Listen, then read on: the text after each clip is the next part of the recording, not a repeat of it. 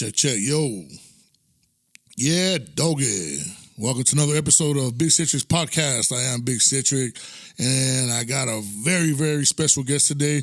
Legendary, because I almost messed up earlier, man. You know, every time I talk about my boy right here, I got to say legend in the beginning. That's real talk, man. This is the legendary Tony A right here. What's going on, my brother? Yeah, What's from High C and Tony A, you know, the Rhodium Mixtapes. Like, bro, come on, man. Like, I don't even know where to start, honestly, Dougie. Well, I'll tell you what. Let's start from the very beginning, wherever that may be, brother. So let's tell, yeah, you know what? Let's talk about. I know right now you're working on a documentary, right? Yes, it's actually completely done. So actually, right now we're actually looking into what platform we're going to be releasing it on. You know, we're looking into a Netflix or Hulu or Amazon Prime or whatever. Or if anybody listens and they got something dope that we can go to, then I'm open for that as well. Yeah. You know, so yeah. So as of right now, that's what we're looking at. And this documentary is pretty much about the Rhodium Mixtapes. Yes. About a Japanese vendor from the city of Whittier. Yeah. Named Steve Yano, the one and only. That's right. Sad to say, you know, he passed away. Yeah, rest in peace. Yes, rest in peace. About 4 years ago, he had a freak accident, and I took it upon myself not to allow his name to get lost in, if you will, West Coast hip-hop history. Yeah. So I wanted to document this, and we got over like 20 different people that we interviewed. They all contributed that everything that I'm documenting is true. You know, and once again, it's about a Japanese vendor named Steve Yano. You know, and part of the reason why I did this is because, you know, when people think about West Coast hip-hop history, the first thing or the only thing to think about is actually N.W.A. or Death Row. Always. And that's it. You know. Tupac. Yeah, that's it. Part of Death Row, yeah.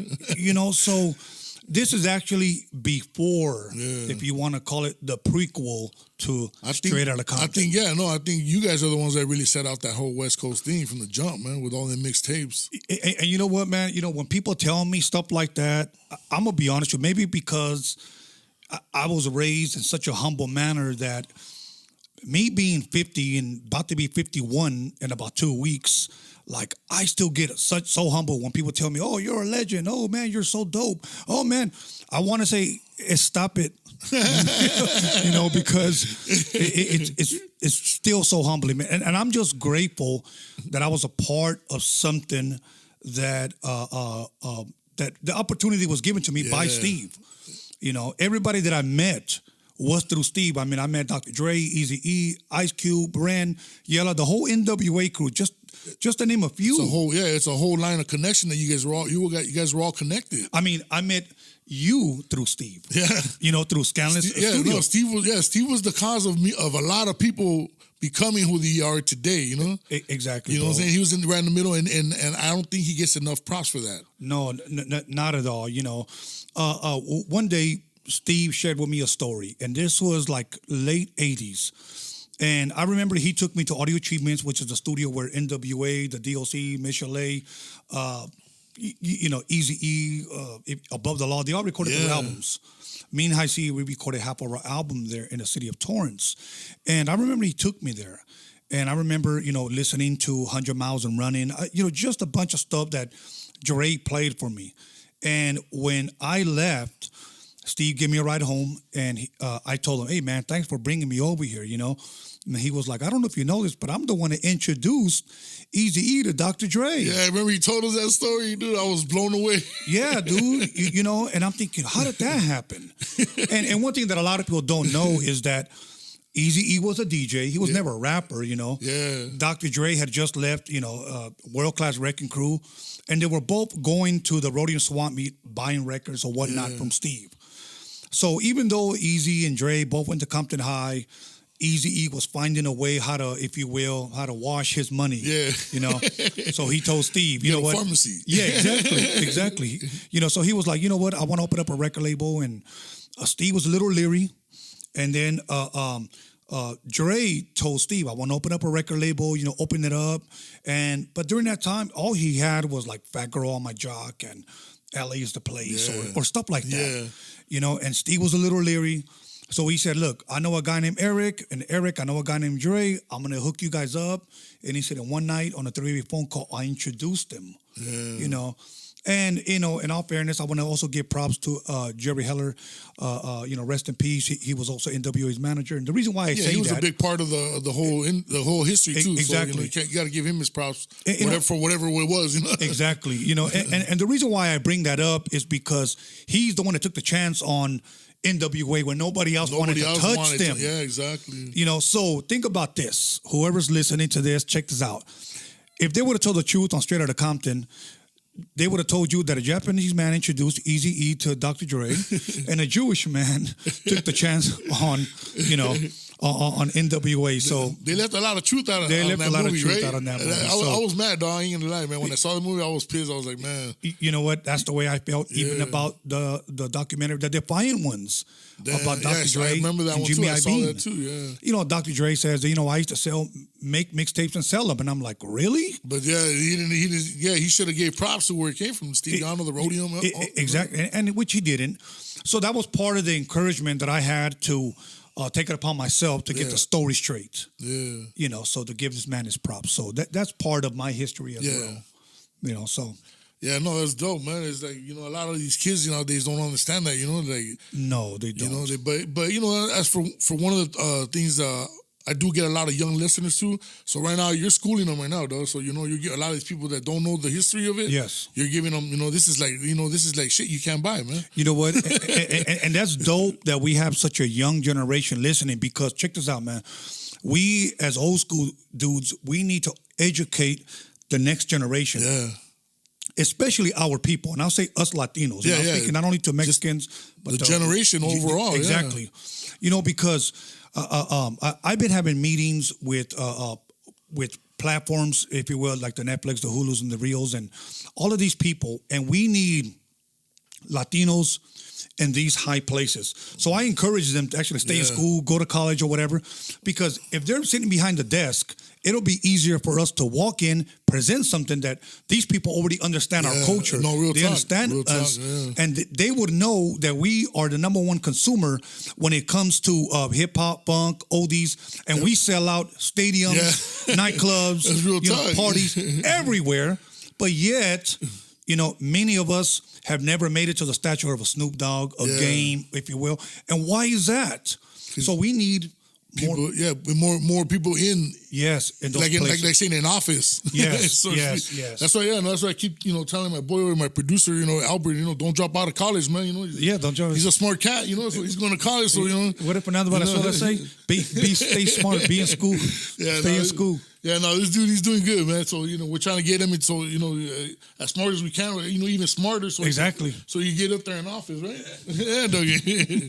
Yeah, because that's all, at the end of the day, man, that's how you get in, man. Really. Yes, really, exactly. For an example, speaking about the documentary, I had a couple of meetings with a couple of guys. I won't say what company in case they might be listening, but this is for you. I went in there with some skinny jean white guys from not even raised in California. Okay. And this is a big company. Yeah. And I set up this meeting for them to present my documentary. We had a screening and they were like this. I don't get it.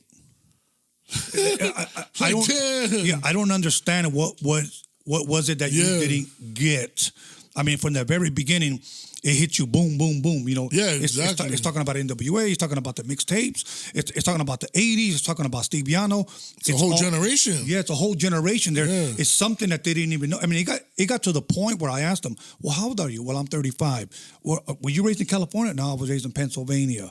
I don't get it. I don't understand. I was lost. There's too much fluff. Can you shorten it? Can you change the name? And I'm thinking to myself, can we talk to somebody that knows hip-hop? Yeah. That's the thing, though. You got to get to somebody people that know that dealt with it, that been there maybe in that era, because they get it. That's why I encourage, people, especially Latinos, man, educate yourself, get in these places, and you know what? Open the door for us. Yeah, exactly. Open the door, and you know what? And if somebody else walks in, we're gonna leave that door open, because. You know what? We need to start supporting each other. Yeah, no, that's the thing, though. Is like, the problem is, too, sometimes that all these cats want to be stars. Yes. You know what I'm saying? But we we need, of course, we need the stars in the front of the camera, but we also need the stars behind the cameras to make shit happen for us. Right, for everybody. Like what is that saying? Not I'm not trying to offend anybody. There's too many chiefs, not enough Indians. Yeah, exactly. We need a couple of Indians behind the scenes. Yeah, exactly. That's the only way it's gonna work, man. You help the next brother out like that. Boom, boom, boom.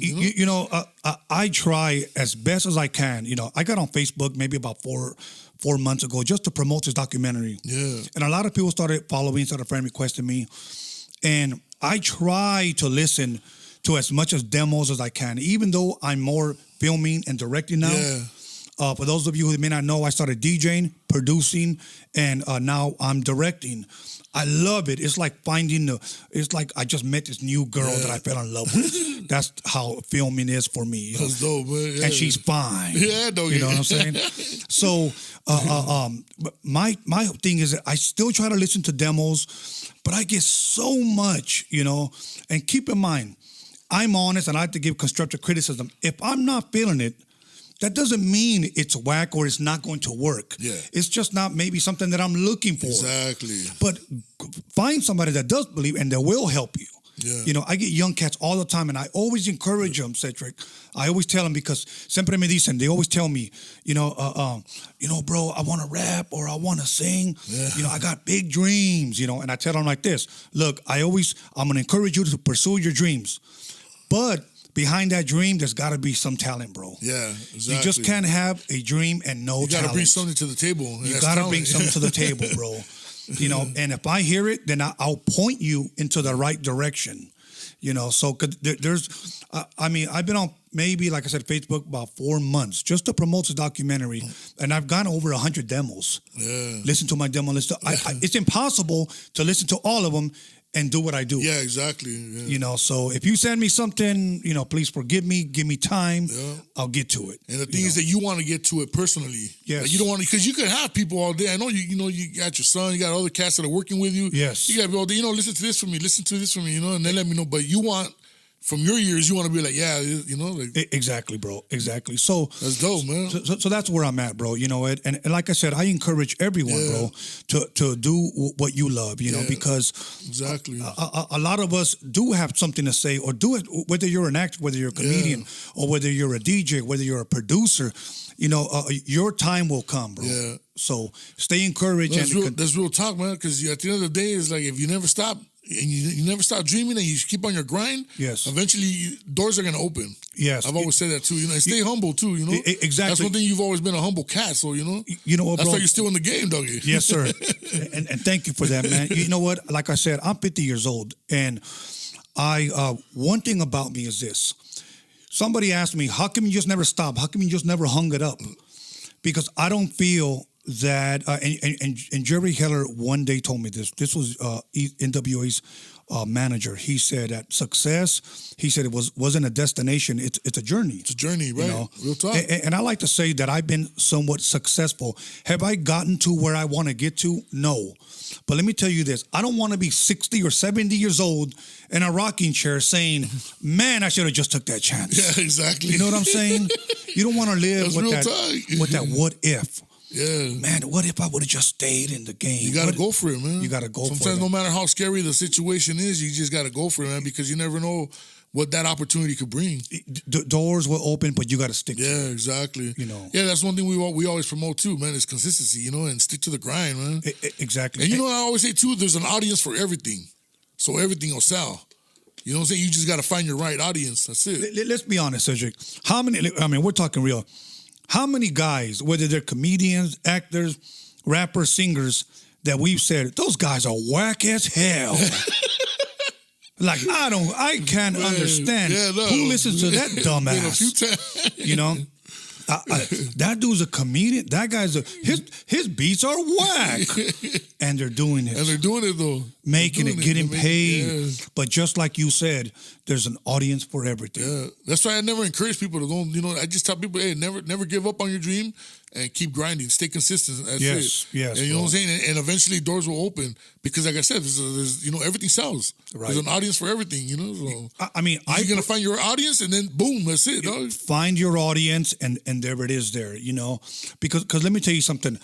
I performed with guys that opened up for us, for me and High C. And I always said, this guy, in my mind, I was in my 20s. I was thinking, this guy ain't got no damn chance. He's whack as hell. His beats, it sounds like he mixed that in a freaking, in a cemetery bathroom somewhere. It sounded terrible. But you know what? They ended up blowing up, bro. Yeah, that's the thing. You just never know. You just never know. That's why I always give people their props and do your thing, man. And hey, if it works, it works. Fuck, more power to you. Exactly, bro. And you know what, man? One thing I encourage people is this. And I should have been saying this years ago.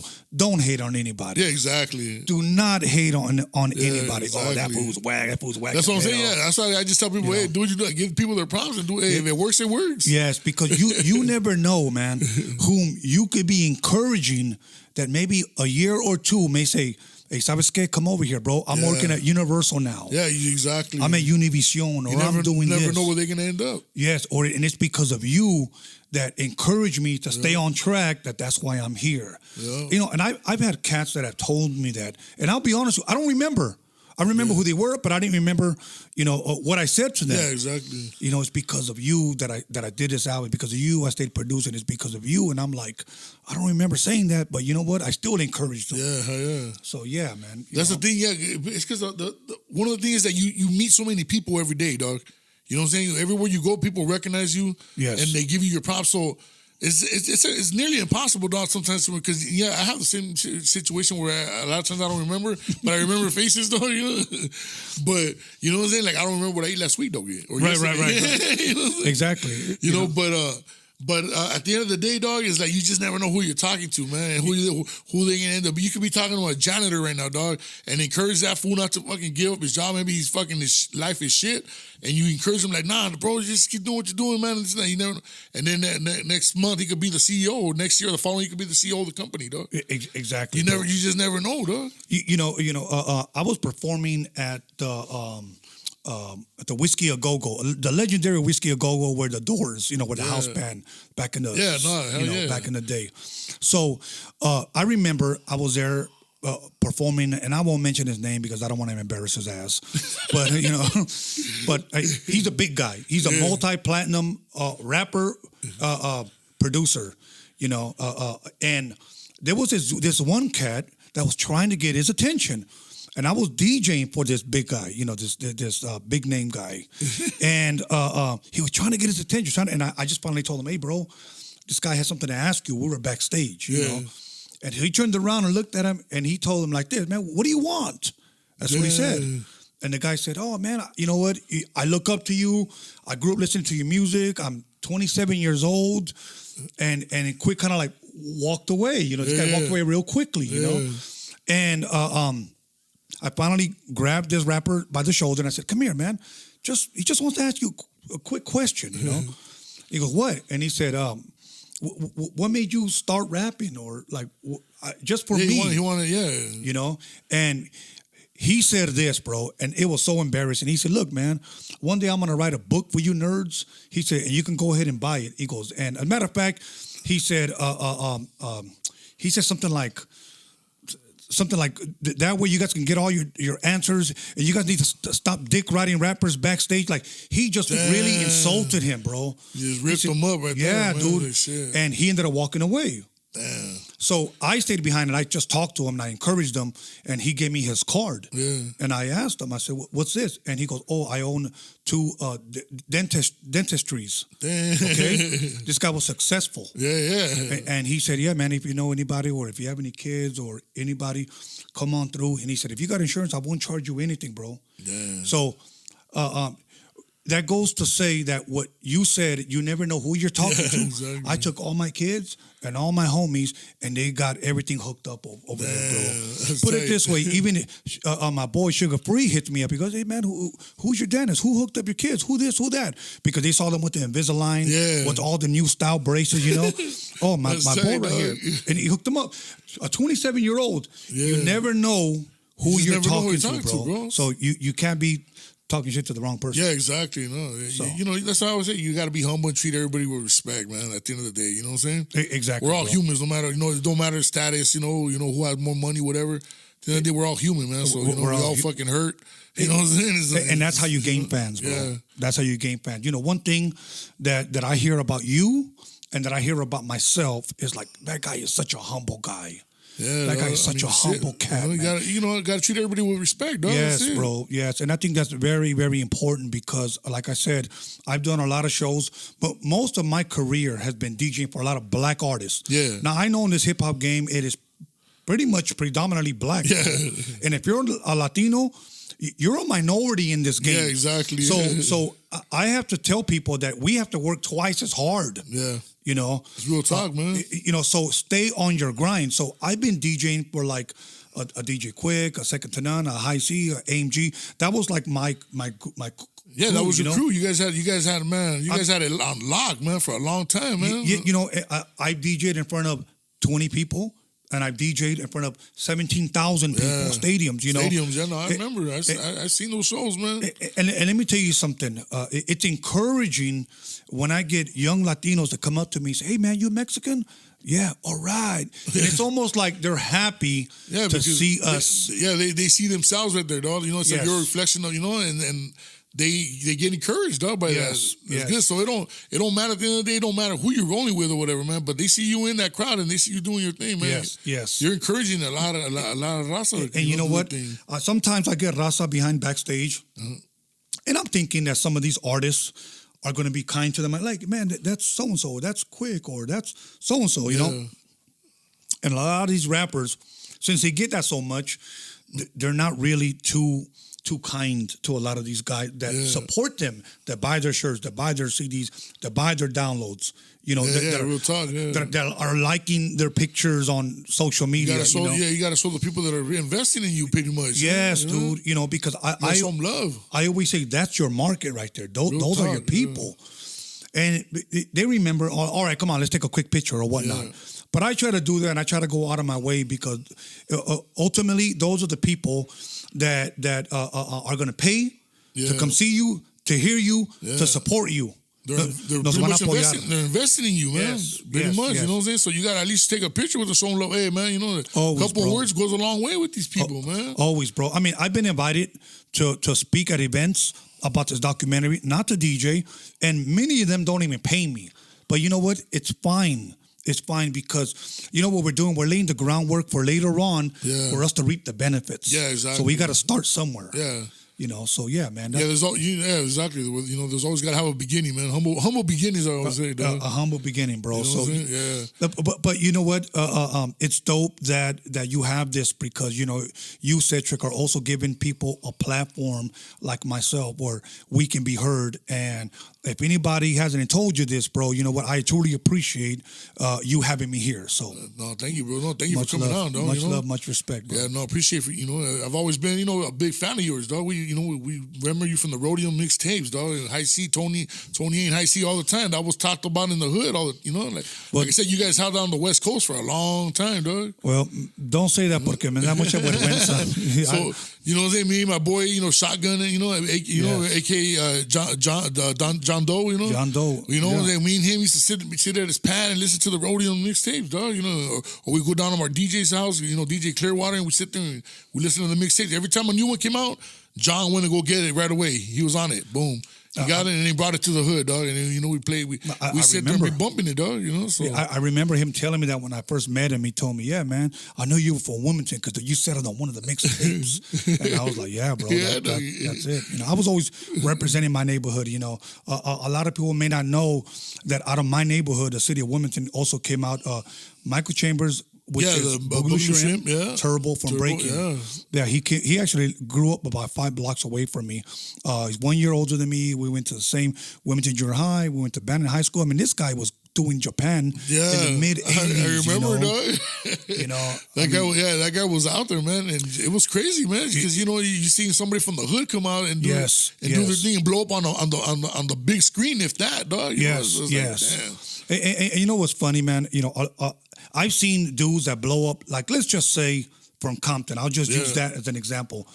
And then I see people from the same city end up saying, "Oh, that fool's sorry," or "That fool's this," that fool. Instead of supporting, yeah, dog. You know? It always happens though, dog. Yeah, it always happens. You know what I'm saying? Every once in a while, I'll get one of these knuckleheads. "Hey, fool, where you from?" And I see this idiot in my neighborhood. So I don't even acknowledge those. It's the drugs, doggy. Yeah, they're on a good one. You got them all jacked up, doggy. Yes, so, sir. hey, let's talk about. I know you guys also the clothing line, bro. Like Yes. Let's elaborate on that, man. The Rhodium Mixtape apparel. Actually, this was birthed from this documentary. Because I have about when I first started filming this, my son was about 16 years old. He's just turned 19, and one day. I was bringing out all my old school Rhodium mixtapes, on cassette. Yeah. And I just happened to ask him for some crazy reason. I said, "Hey, mijo, do you know what this is?" And I showed him a cassette. I had it in my hand, and he said, "No." Like, damn. And for that quick moment, I thought, then there's probably an entire generation that doesn't know. Yeah, dog. And honestly, That's thank God, I still had a boom box, Oh, shoot. So I pressed eject, and I said, "I want you to put it in there, mijo." So he put it in there, and I said, "Press play." So he read where it said play, and he pressed down. So he listened to it, and he goes, "Oh, okay." And he said, "Well, how do you get music on there?" So that's a whole different other lesson, so you know. Go into another whole lesson right there. Yeah. So I said, "Well," he goes, "Well, that's a cool song." He was playing "Pop Goes the Weasel" by Third Base. Yeah. And he goes, "Well, how do you play it over again?" "That's a cool song." I rewind it. He goes, "How do you do that?" I go, "Press stop and rewind." Here's what he said. He goes, "You have to wait?" That's what he said. Yeah, no. And I'm thinking, man, we've come so far because kids today don't want to wait. And we don't think about it because we already went through that. So to us, it's like to us it's normal. We talk about the cassettes, but to one of the youngsters, and they're looking at you like, "What are you talking about?" Like we're talking a foreign language, no? Yes, exactly. You know what I'm saying? So in this documentary, and believe me, I'm gonna tie it up with this apparel. In this documentary, we make sure to show a lot of cassettes. Yeah. Because we're also using this documentary as a teaching tool for the next generation, because I don't know, 20 years from now, we might not be around here, and that's going to be left to teach the next generation. So what happened was one day I took a picture just holding a cassette to my chest. And when I saw the picture, I just envisioned it, a bigger one. Yeah. So I thought, you know what, let's start making some T-shirts, and somebody told me, well, I can get cheap T-shirts from downtown LA. And I thought, no, look, if I can't wear it, I'm not going to try to sell it to somebody else. Exactly. So us from the hood, we buy Pro Club. Bro. Real time. That's what we buy. Back in the day, it used to be JCPenney's, but they went whack. So now, it's Pro Club. You look for the little mom and pop stores now. Yes, exactly. The liquor stores have them now. Exactly. So now what I do, I make sure to get these prints, these designs that were actually, and I would like to give my boy credit, my boy John Elkins, JE Visuals. He put these designs together. My boy Daniel Jones for DG Media Clips, he took a lot of pictures as well, and we put them on shirts. And I'll be honest with you, I didn't think, that they were going to take off the way they did. Yeah. But in the first couple of days, dude, we made over $1,500. That's dope. Just on the website, you know. And all I had at the time was just an Instagram. Yeah. But I was hyping people up, the Rhodium Mixtape apparel. Yeah, heck yeah. And I was just tasting the water because I've never done this before. Well, you got some solid fans, bro. Yeah, bro. Well, you know what? Too, I'm thankful They're to them. supportive, man. That's good, man. Yeah, I'm thankful to them because, you know what? If it wasn't for them, I wouldn't be sitting here right now. If it wasn't for them buying my Rhodium Mixtapes, we would have never have caught in the buzz and got signed to one of the biggest companies in the world, which was Disney at the time. Which is owned by Disney, So yeah, that's what we did. We have so many different designs. We got women's tank tops coming soon because women's gonna want to wear those for spring break and for summer's coming. That's real talk. You gotta get ready for that already. Exactly, especially if they're wearing them with no bra. You know what I'm saying? So that's what we're doing. That we got a bunch of dope designs. And I always said this. Look, I'm not going to expect somebody to wear them if I'm not wearing them myself. Yeah, exactly. Yeah, you got to support. Yeah, at the end of the day, it's like you like what you're wearing. You know what I'm saying? You're throwing out that energy out, and people are gonna be like, "Damn, Tony A's wearing it." Exactly, bro. It's good. It's good enough for me. Exactly. I'm not the kind of guy that just put it on a cheap shirt and throw a whack design. Yeah, basically, las compran, see if they buy them. You know? Nah, bro. You know After what? like 3 washes are done. Yeah, the 3 watches, they look drunk on They you. look, oh, you know? yeah, dog. I don't like that. Man. No, same here, bro. I mean, after a while, you know, the t-shirts begin to look like tank tops. Yeah, dog. They start going up. They go above your belly button. You know what I'm saying? Old school shit. Yeah, exactly, bro. So you know what? So that's what I'm doing, and people can go to the www.documixery.com. The name of the documentary is called the Rhodium Mixtape Documixery. Right. We didn't want to call it documentary because it's not your standard documentary. Yeah. You know, I like to say that music to me is 3-dimensional. You know, you hear it, you feel it, and now you're gonna see it. Yeah, exactly. You know, a producer many times they see and hear the song done already, and they haven't even started boom bapping on the drum yet. Yeah. You know, so to me, music is 3-dimensional. So, you know, you can see a part of it on some of the shirts. You can sport it. You know, if you're a hip hop head, you're a DJ, you're a producer, you're gonna love these shirts, bro. Because I don't put out whack shit. Bro. Yeah, no, it's for everybody, man. Yeah, it's for everybody. Yeah, you know, when I started seeing your video when you were posting up some of the shirts, man, I was like, damn, that's tight, man. You know, and I got more designs to come, bro. But it's really, as of right now, only 2 of us working on it. We're working on a website. We're working on this Rhodium Radio. We're trying to get this documentary signed. Yeah. You know, and at the same time, the same guy, he's kind of like my engineer, web designer, if you will, T-shirt designer. Yeah. He's doing everything for me, bro. Yeah. So... You know, well, that's how it starts, bro. You know? That's how it starts, man. But you guys are putting your ideas out. Yes, and bro. Getting it done. And I do believe that once this documentary comes out, bro, that people are gonna love it. And my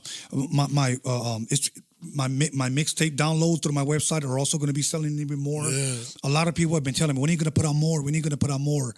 I have planned to put out 4 mixtape downloads every other month. Okay. You know what I'm saying? I didn't want to put them all out at once. Yeah, no, you gotta spread the love out. I gotta tease them a little. Yeah, exactly. You know, I want to keep their lips wet. Yeah, exactly. You know yeah, you don't want to give everything all at once. Exactly. Yeah. I want them fiending. Yeah. And that's at the same website or what? Yeah, same website. www.documixery.com. Or if you find me on Instagram, the website is actually on my bio. Yeah. You know, and it'll take you to all my platforms, whether it be YouTube, my Facebook, my Wikipedia, whatever. It's all on there.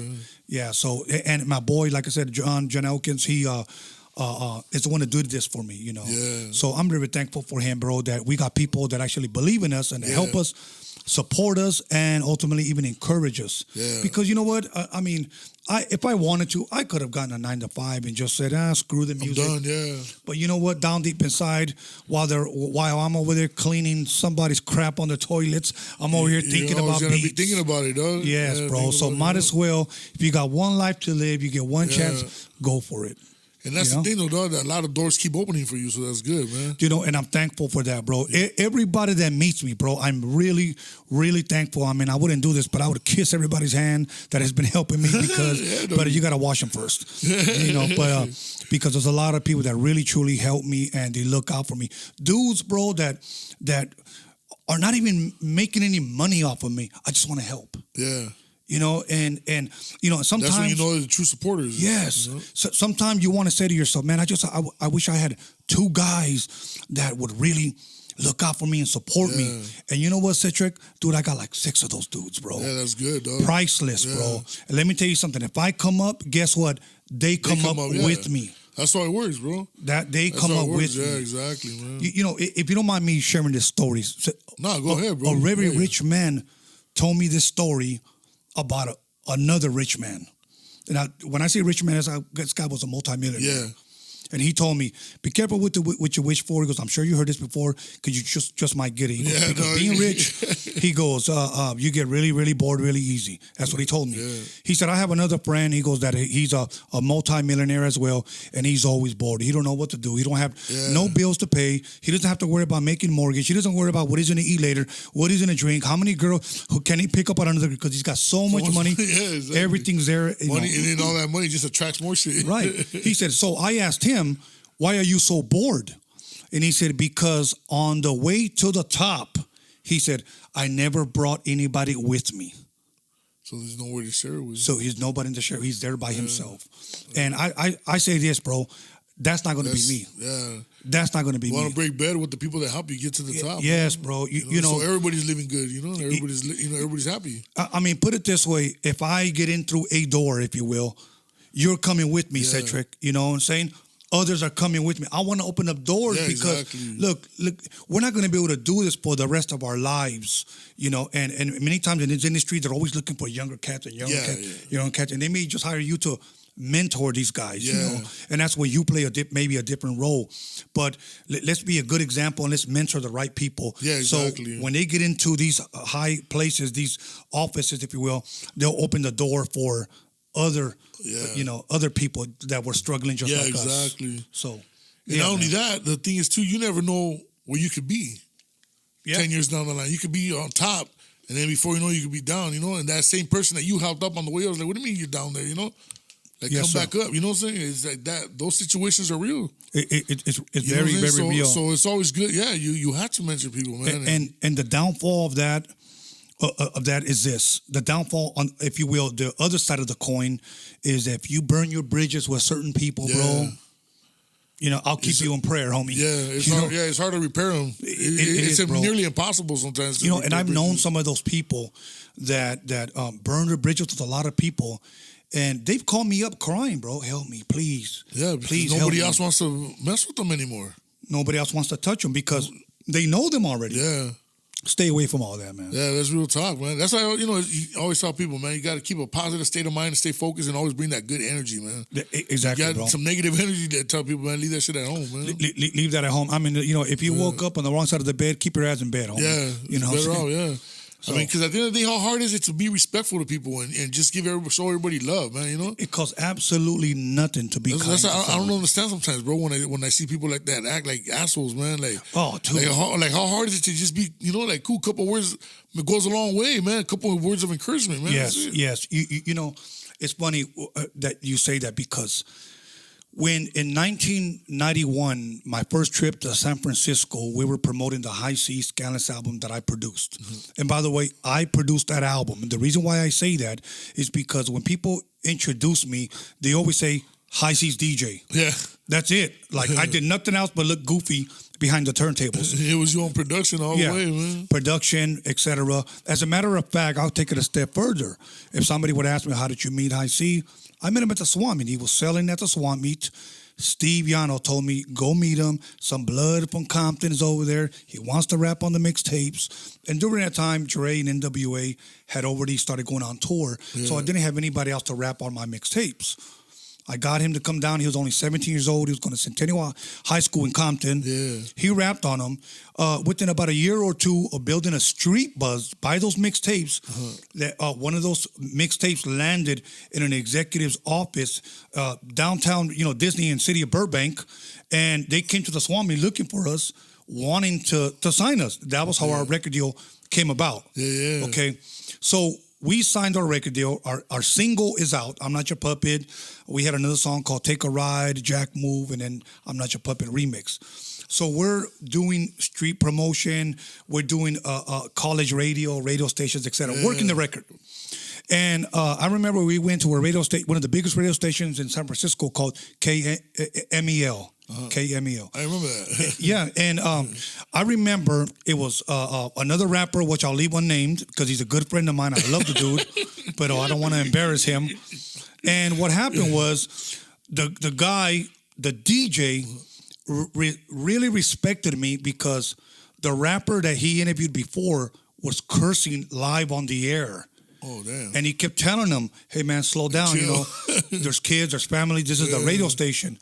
And he just kept on. So they cut him off. So when I went on, instead of saying F you, I would just say, end the F word and this. So I watched myself. Yeah. I gained that guy's respect. After we went off the air, this is what he told me. And I'll never forget this because it meant a lot to me. He said, you know what, bro? I'm going to be honest with you. Tony A, High C, I don't really like this song, I'm Not Your Puppet. It's not really my style of music. Yeah. I play, other different type of music. He said, but that's not saying that there's not a crowd out there for it. But because you respected me, He said, by not cursing like that other idiot on the air, he said, I'm going to, and I like you, I'm going to play your record and I'm putting it on regular rotation. Damn. And that's what he did, bro, because I was kind to him, because I treated him with respect, bro. That set it off. Yes, that set it off, bro. So our song was being played all over San Francisco. I remember me, Steve, and High C got in the van. We turned on the radio station. He gave us a shout out. And you know how that feels, bro, to hear your song on the radio? You get the goosebumps even in your nalgas, homie. You know what I'm saying? You know, the hairs on your booty stand up. Yeah, that's real shit. So, yeah, man, it was a blessing, bro. Dude, that's dope, man. Yeah, no, I remember KME out because I remember we were out there a couple times in the Bay Area, too. We were on tour with Steve Yano, as a matter of fact. Yeah. You know what I'm saying? So, you know, so that's one guy, for sure, we're never going to lose respect. We're always going to remember Steve, man. Okay, now for one question, I'm going to reverse the role. I'm going to ask you a question. How did you meet Steve Yano? I met him through, because we were doing the project Brown Town. Right. Back in the Dope House on the Ghetto. That's how I met you, because when we started using the studio through, I think it was John Baranda. Yeah, John Baranda. Yeah, JB. Character. Yeah, Carrie was a character. We used to call him the Gerber baby. But anyway, so that was our manager / record label, I guess, at the time. Man. Yeah. And he knew Steve, so he goes, you know, I'm gonna book you guys to do your song. We had already did I think we did a pre-recorded demo of some other studio, Kitchen Sink Studios or something in Hollywood.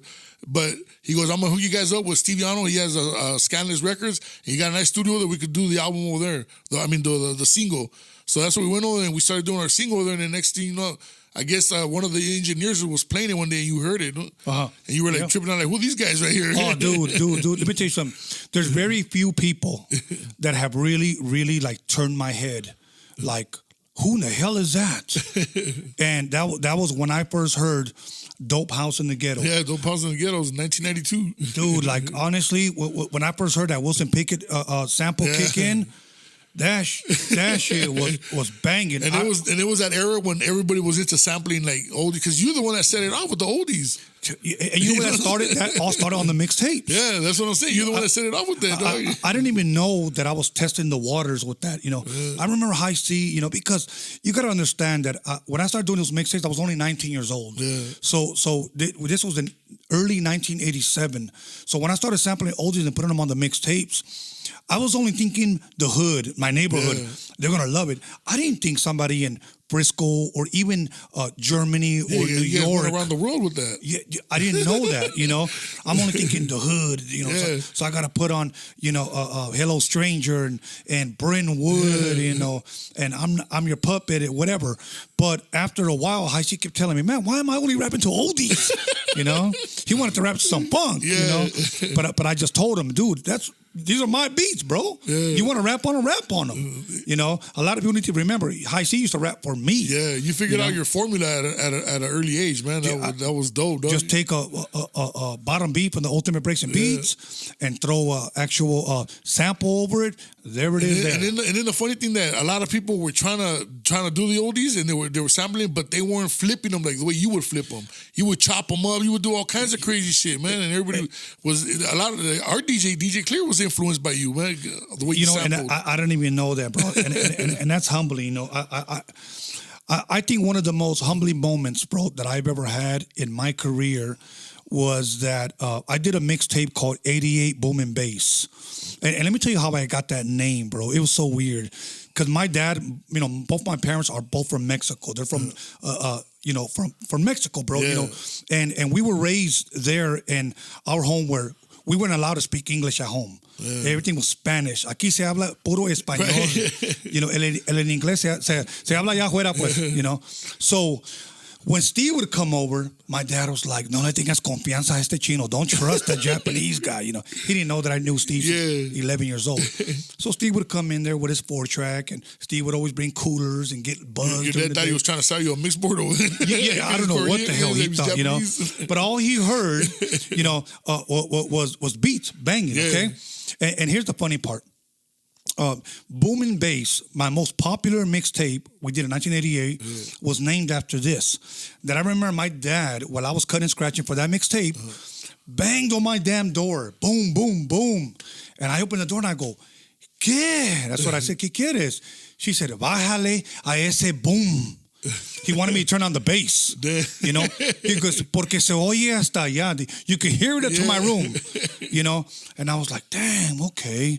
So I walk in there and Steve goes, hey man, is everything all right? And I was like, yeah, my dad just wants me to turn on the bass because, you know, you could hear it. Yeah. You know, it's shaking the whole damn house. And then he said, well, what does boom mean? Like, what did he mean by el boom? And I said, that's how we describe bass in Spanish.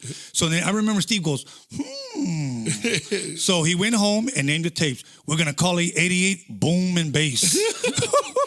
That's where it all started. That's where it all started. El boom. El boom, yeah. Bájale el boom. Oh, So that mixtape, bro, I had a guy from New York, which I didn't know him. He told me the story. And about 15, 16 years ago, he shares it on me on MySpace. Who can remember MySpace? Yeah, you know? I was on MySpace. That was the original Facebook. Yeah. He hits me up and he tells me, hey, are you the real Tony A? And I said, as far as I checked. You know, that's what he goes, oh, I thought you were black. And I said, a lot of people thought I was black. Yeah. I said, no, but I've been Mexican all my life. So he goes, I want to meet you. And I said, oh, okay, cool. He said, I'm DJing for Raekwon. He goes, and some of the Wu-Tang guys are going to be coming down to Hollywood. And I'm from Harlem. I heard of your mixtapes. And I was influenced by you and DJ Red Alert who also lives in Harlem from New York. Yeah, from the East Coast, yeah. That's why I'm DJing, because of you, and I want to meet you. And I'll be honest with you, I thought this guy was blowing smoke up my butt. Yeah. I'm like, really? A cat from New York? And he's going to introduce me to some of the Wu-Tang guys? He goes, yeah, we're DJing at House of Blues. All right, cool, whatever. So I went on the website just to make sure Raekwon was going to be there. Yeah. They were.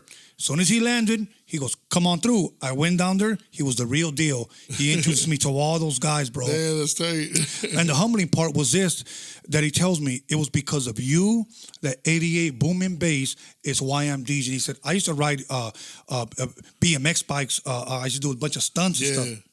He said, and I was out here visiting one of my friends. He said, and he played your cassette on a boombox. And I was like, what the hell is that? He said, it was mixes coming from everywhere. He goes, I didn't know who JJ Fad was. I didn't know who Tone Loc was. I didn't know who Ice Cube was or Eazy was. It wasn't because it was because of that mixtape that I knew who they were. Yeah, you have the whole West Coast lineup right there. Yeah, he said because East Coast wasn't playing that yet. He said, but it was because of your tape. He goes, so I took that mixtape back to New York, and I said, look at how these Cali fools are doing it. Dude, let me tell you something. It was hard for me to believe it because it was hard for me to believe it. And it wasn't until I went to New York, he takes me to Harlem and he walks me down the street and he tells his homies, you know, because over there they have almost like a little swamp meet, but on the streets. Yeah, I've seen that. And he tells me, this is Tony A. And people were taking pictures with me, bro. I heard your mixtapes. I heard this. And for me, bro, Chicano, to be somewhat recognize me. Dude, especially on the East Coast. Yes, bro. Yes. So to me, that was a humbling experience, bro. No, that's dope, man. Hey, man, we appreciate, dog, for you coming through and spending time with us and telling us all these stories, dog. Like, thank you, brother. These are priceless, dog. Serio. These are priceless. You know what I'm saying? It's like we're going back into time and just when you're a pioneer, bro. Thank you, bro. And you know what? Let me give a shout out. We appreciate all that. You know, to my son Brian on Instagram. We call him Beast Scanless. And the reason why I say that is because one day we were driving. We would always have breakfast together. Even as a kid, I would always share with them my stories. And then one day he said, "Why don't you ever tell anybody anything like this?" And I always just started keeping it to myself. You know, I was always known as the high C DJ. You know. So it wasn't until maybe about a year ago that I really started opening up and sharing these stories. And then I just was getting called. And no, that's real talk, man. I gotta tell you, man, you were a big influence on us back then. You know, bro. You know what I'm saying? So it's like, you know, to be able to be chilling in the studio with you when we finally were doing a bunch of stuff. That's when we started doing music with you as well. Yeah, when bro. we were doing the Browntown stuff, you know, you produced a lot of tracks for us that never got released. Yeah. But you know, just because a lot of politics and stuff, man. But hey, to us, dude, that was a dream come true already, right there, bro. And I remember, well, you know, I'll tell you what, I still have my SP12. And I still have my SP12 floppy disk with those same beats that I did for you guys back then. I still have them, bro. Those beats are banging, though. No, thank you, bro. And you know what? Here's what we do. You know, one day when you come through, hopefully one day when I start up my Rhodium radio, you come through and we'll play all them old jams, bro. Because I want to hear. Yeah, that'll be dope. I want to hear Dope House in the Ghetto, bro. Yeah. You know, ¿cómo se llama la otra canción? The one where you sampled Dope House in the Ghetto. That was the one? Yeah, that was it with the Wilson Pickett. Yes, and luego la otra. There was another one where you got sampled The Doors. And I'm a huge fan. Overdose. Overdose. Yeah, and it was funny because we were God. talking some crazy ass stories, man. On these, yes, bro. Songs, Dude, that song right there gave me freaking goosebumps because I love Jim Morrison. I met Ray Manzarek, the keyboardist, through Jerry Heller. And I still am a huge fan of the Doors, but when you guys sampled that beat, I think it was Soul Kitchen, the sample. Yeah, it was Soul Kitchen, yeah. Oh, dude, man. Yeah. Like the hair in the back of my neck stood up. Dude, that's how we felt when because Clear produced it, or DJ Clearwater at the time, you know, he called me and John down there one day. He goes, "Hey man," he goes, "I got this song I've been working on. I want you guys check it out." And when he heard it, we were like, "Damn!" Dude, we just jumped out of the couch. Dude, that was a beat that would have had everybody jumping on the crowd, bro. And every time we got to perform it a few times, dude, and people would react. They would go nuts for it. Yes, it was bro. a trip, dog. Yes, bro. And we were just talking all kinds of mamadas on that song about overdosing and doing all kinds of drugs. And that shit would have worked. And that shit would have worked. Yeah, probably still even work. You got guys today freaking popping, you know, those soap pods. You know what I'm saying? You know, it's funny the way times change, man. Yeah, bro. You know, and I remember, bro, that when I first heard that song, I just thought it was so. I just thought it was so dope, bro. You know, because I remember. I mean, you know why I don't watch that movie that was played by Val Kilmer when he plays the Doors? Yeah. Because every time I see it, I want to freaking drink. You know what I'm saying? Every time I heard your song, Overdose, I wanted to drink, and I'm like, okay, I gotta stop. Like, so we were provoking too many minds, though. Yeah, you were provoking too many minds. But you know what? You know, we were young, though. We were just having a good time. You know, at the time, you know, you don't think about a lot of stuff. You just want to have a good time and party with the homies and. You know, and go on the road and just, you know, clown around. Well, one thing that I've learned about having a good time, bro, is this. And I just read this, and I'm going to post it up when my birthday comes. I'll be 51 soon. Yeah. And I read a post that said the first 50 years are the hardest part of childhood. Real talk, especially for dudes. Yeah, bro. Dude, man, I still feel mentally and physically like I'm 28, bro. Yeah, hey, I feel the same way, dog. I do, honestly, man. Dude. I mean, you know, it's a little bit harder for me to get up from chairs sometimes, but yeah. Yeah. I mean, when you get girls that are 22 years old trying to talk to you, and you're like, you're younger than my daughters. You know what I'm saying? It is kind of it's trippy, dog. It's flattering, pero no. Está cabrón. Exactly, bro. Hey, well, thank you, bro, for stopping by, man. Once again, man, you know, it was a pleasure, bro. No, bro, you know what? You want to, you know, promote the website and yes. Once again, so yes, you know what? I mean, first of all, I should be thanking you, bro, because you know what? You invited me here, and you know it's just been a blessing to be here. And you know what? If I could just plug in the websites, my website is www.documixery.com, and you spell it